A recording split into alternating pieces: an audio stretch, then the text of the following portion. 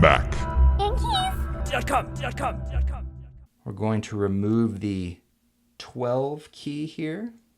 To do that, just take your tool, spudger, toothpick, paperclip, whatever you're using, put it underneath the bottom edge. Now take your finger and hold down the top part and just slowly pry it back till it snaps off like that.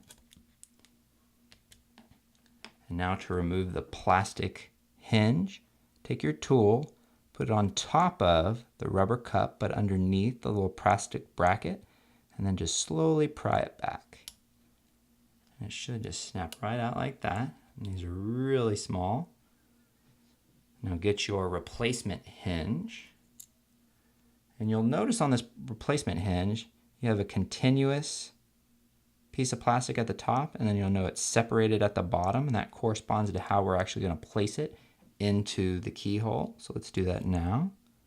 Just drop it in there as best you can. Try to make sure it's a little flush.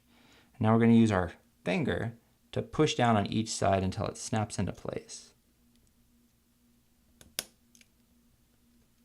There we go.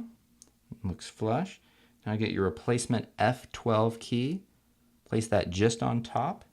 Now we're going to use our finger to push down until it snaps a couple times or clips into place.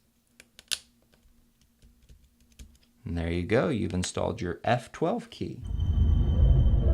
Back. Hinge.